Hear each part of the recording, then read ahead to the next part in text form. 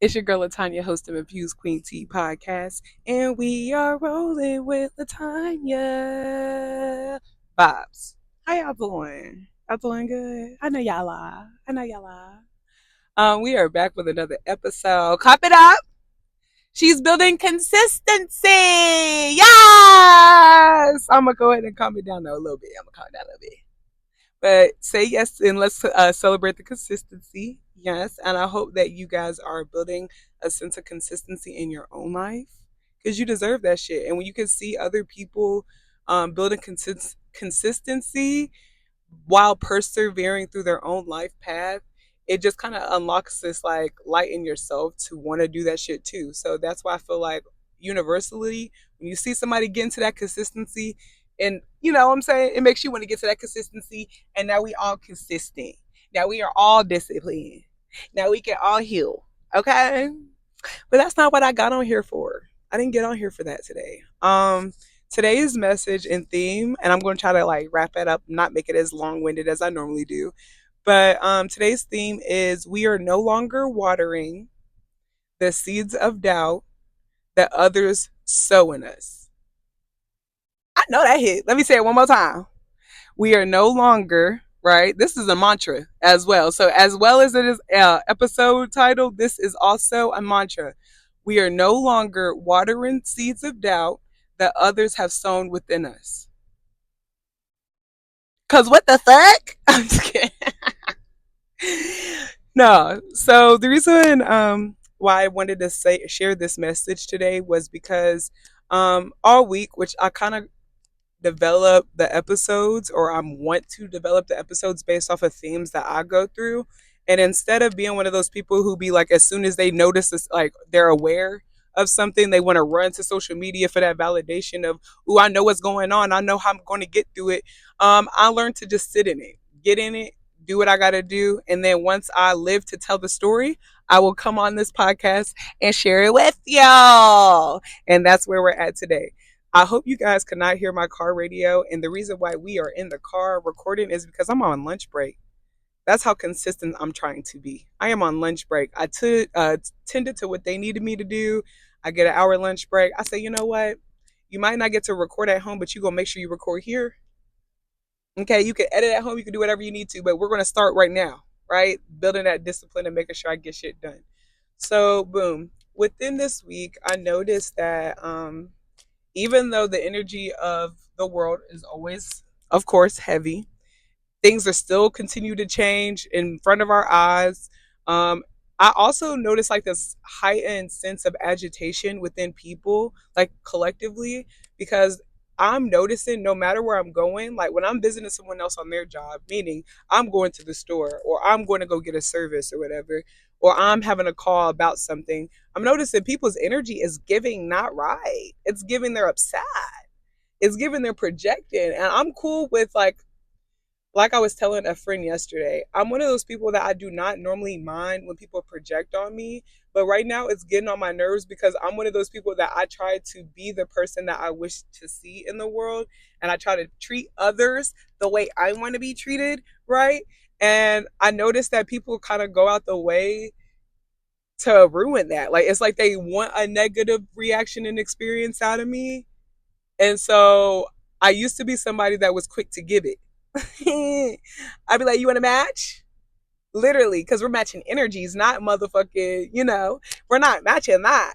We can match that after we deal with what we got to tend to, because I'm not sitting up in this. But now I'm learning there's the art of silence, which is when you notice someone wants a reaction out of you, you could choose to engage, give it your energy, and also be upset about the reaction after. Or B, you could literally sit, go silent, reflect on why you feel so upset or called to respond, and deal with it how you need to. Because a lot of the times, especially recently, people have projected so much shit that has nothing to do with me that this is where I say the seed of doubt is being sowed.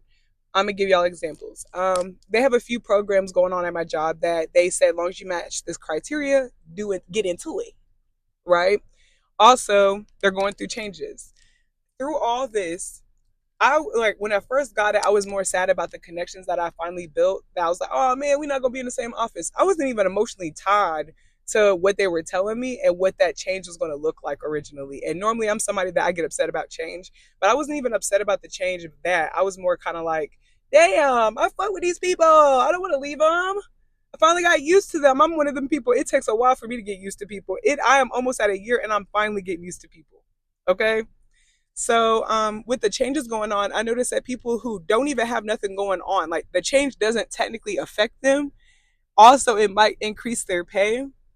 They would come around sharing some negative, like sowing little seeds of doubt. So, what are they going to do with your job? Do they know anything? And I'm like, I mean, I wasn't really worried about it because I know, like, ordainedly and how hard I work, how I show up, who I serve, and everything I do every day, I'm set. Whether it's here or somewhere else, I'm set. I wasn't worried about my job until I started letting them little seeds. I started watering them, meaning by watering them, it took one person saying something. And I originally corrected myself, being in a more healed space than I had been in the past, instead of allowing negative self talk to immediately seep in.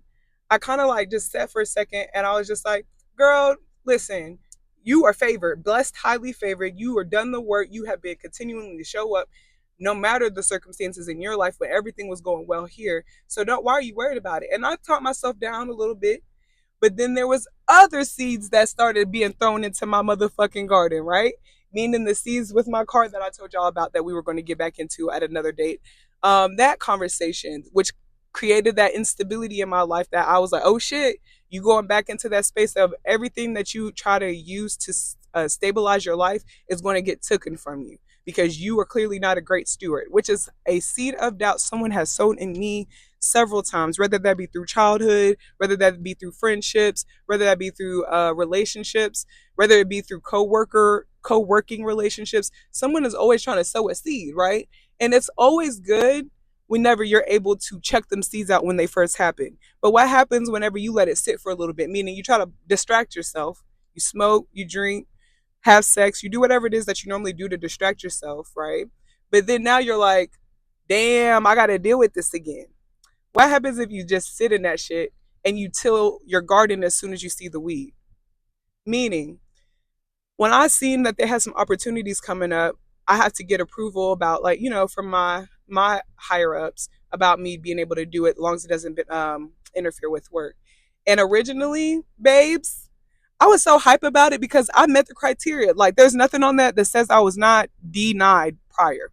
And as everybody's seeing how they was like, there's things going on in their life where maybe the same company or organization maybe went back on their word, which also is the insight to me, right?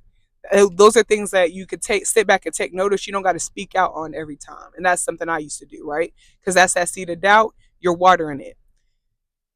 I was so happy about doing the program. And after I got the yes, I went ahead and did my application. I was like giving it to God, meaning I did what was necessary and I did not hold so much weight over like the decision, right? Sowing the seed and allowing it to be, right? And maybe the next day, every time I woke up with this like joy in my heart, this peace restored, it literally was being snatched. And it wasn't being snatched because someone had the ability to. No, it was being snatched because I was allowing everybody else's commentary, everybody else's attitude to inflict what I already been having worked on, babe.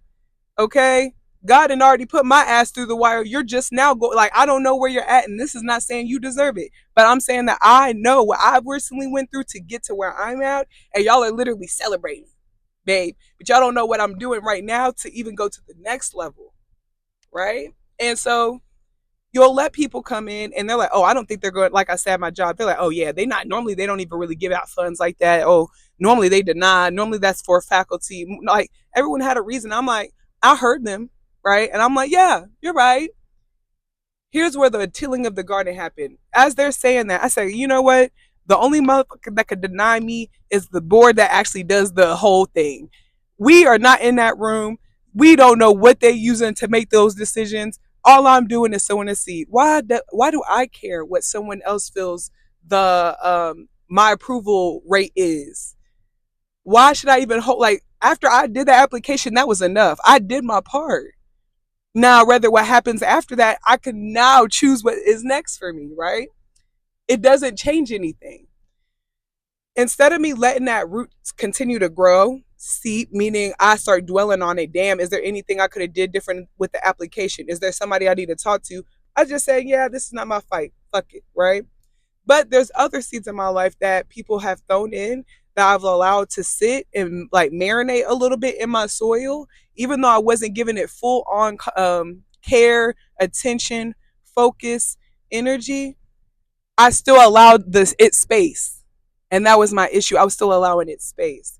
So as things now start to come up and trigger me that normally wouldn't trigger me, because if I, like I said, dealt with the seeds and got rid of the seeds of doubt in that, I would be in a better place today. I wouldn't be worried about that shit, right? So boom, I will be going through something and I will have someone's commentary trigger me emotionally, right? And then I will allow that emotional trigger to become a thought. And then that thought becomes a reaction to things. And then that reaction becomes my reality, because guess what? Everything that you choose to do comes with a result, a consequence, whether it's a positive result or a negative one, right? And so that's why I wanted to kind of share that message with you guys today, that stop allowing people to sow seeds when people are pouring the seeds that they're sowing in their own lives are down. Almost ate the mic. Damn. But people are sowing seeds in your life that they have. Like when people come to your garden, they're coming with what they have. And a lot of people don't have seeds that can produce fruit in you. Okay? A lot of people have seeds that are going to produce weeds in your garden. They look like sunflower seeds right now until they twist it up around your motherfucking rose bush that you've been working on for 3 years. Right? And I had people recently, and this is what I'm gonna say, like, don't doubt yourself even when you heal. Because I realize that even though I have healed from a lot of things and I have let go of a lot of seeds of doubt in my past, there are people who are still in my life that come in my life only to remind me of who I used to be. Okay, so I'm gonna give y'all an example. Now I have studied like mindfulness and meditation, and a lot of it was like working on your breath. The first phase of my training was working on your breath, and that's something I struggle with because when I get stressed, I automatically disrupt my breath pattern, just like a lot of you guys. But my shoulders get tense, my breathing gets irregulated, and I will live 12 to 24 hours in a constant rate like that, no rest in between, just constantly in a survival mode. Nothing's wrong. All based off of a thought that someone else sowed in me, right? So recently, I've been really noticing and giving myself gratitude for the place I'm in now, because I worked my damned hardest to be here. I had to let a part of myself die that I was so held to. Okay, several parts of myself die that I was so held to and called to because I felt like there was this attachment there. And when I finally realized the attachment was an emotion, a trigger, a seed that someone else sowed in me, I let that shit go, right? It took some time. And sometimes because I let the seed stay there, it had some roots I had to get to because it went a little further than I thought it was. It wasn't just a little sprout, right? It wasn't just seed form where you really could just chuck that shit and go. I let that shit simmer. And when I seen this person, no matter what, I always try to come to them in a space of like, they're new. I haven't experienced you in so many months, so many weeks, so many days. And because I can acknowledge the growth within myself changes constantly, I can acknowledge that you might change. So every time I meet this person, I try to give them that new experience, right? But this person meets me maybe 24 to 48 hours with that new experience. And then maybe not even 48 to 72 hours later, they reminded me of something I healed from. And it's always linked to somewhere I'm headed to. Meaning, I'll be like, you know what? I don't want to just have meaningless relationships with people anymore. Whether that's sexual, friendship. I don't want base level friendships, and I'm not sitting in on it. I'm not going to continue to tell people that it's feeling like it's very fucking surface level of a friendship. I don't want to tell people, oh yeah, we only have a sexual connection, because a lot of the shit that you want to tell people, they know. I'm the big sis that's going to tell you. These people know a lot of the shit that you telling them. Stop telling them, because all you're looking for is them to validate your experience, and they're never going to, because they know now that you given the power to them. Okay, so this person comes around, and no matter how I treat them, no matter how I show up, They will always tell me that I don't care for them. They will always tell me that I don't look or out for them how I look out for other people. But it took years and years of other people who were a part of my experience that love me enough to go, hey, this person's using you. And I'm going to love you enough to tell you that. And I'm also going to love you enough to show you something different. That way, whenever this person shows up, I might not get this person out your way, but I'm going to show you something different. That way, when you do see this person show up, you're not going to accept what the fuck they're giving you because I'm showing you something new. Right. So I had another friend that came from the past that stop, girl. Anyways, a friend from the past or a coworker from the past reached out to me recently, right? And they always have kept in touch with me, but every time they speak on me, it's something so positive, and it's things that it's like things that I innately know that I've been working on that I didn't realize other people are finally seeing the works. And when God had allowed a person that I continue to allow back in my space for whatever the fuck reason come back around, because God had put people in my life that have seen me in my worst and seen me at my best, have seen the work that I've done, and they love me enough to acknowledge it. This person coming recently back in my life explaining to me how I didn't change. I'm still this crazy ass 22-year-old girl that they met, not realizing even how I've been tending to them has been different. That was clear indication to me. And I'm gonna tell y'all this: I did this shit off a sober mind.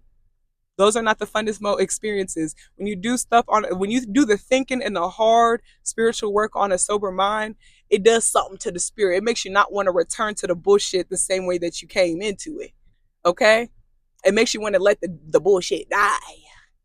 And that's kind of the experience I had. And so today I woke up. This person wanted to sow seeds of doubt in my life. I said, girl, fuck you, boy, fuck you. I'm not going to tell y'all who it is, but yeah, because I love people enough not to do that. This is my experience with them. This is not who they are. Um, After that experience, right, I came to work. I said, I deserve peace. No one's at office today, which is my yes. I love when they're not in the office. I love a silent ass like building. It's silent, pin drop, quiet. I brought my coloring book, or I printed some extra pages and brought my coloring utensils or whatever. And when I tell y'all, I have locked in. If y'all haven't seen my IG story, I have locked in on just coloring and being present in the vibrancy of the colors under the dim office light with a pin drop silence, tuning my ears. That was me choosing to remove the seeds of doubt early. Because what you said to me this morning, I don't really give a fuck. But because you decided to speak that over me, I do need to deal with that. Because why did you even feel comfortable to even say that to me? And it's because I allowed that. And it's because I have created that relationship with you. So now that I have continued to show you where my boundaries are, I've continued to show you, like, this is what I expect now. You don't want to reach that. And every time I tell you about yourself, you want to battle me down and tell me who I used to be to get that same reaction. Babe, it's not giving garden energy. It's not giving life garden partners. Okay? Because I want people in my life that are going to help me tend to my garden when I don't have enough. My space or my garden has gotten so large that there's parts of my garden that I might not be able to reach to till the next week. So I got people who love me enough to go to the other side of the garden to help tend it for me because they know that Tanya also is in their garden too and they respect it, and I don't gotta explain, showcase, put on a fucking show for them. You know that people pleaser when you meet somebody you want to tend to every fucking need. No, I'm showing up now. This is where I'm at. That way, y'all could do as you wish with that information. So we're gonna go ahead and wrap up this episode because I did want to keep it cute, very short, very demure, very healed, very perseverant, like the motherfucker that's watching it or listening. I love you. And yeah, like I said at the beginning, the mantra for today is I will no longer water the seeds of doubt that others choose to sow within me. I love you. Bye.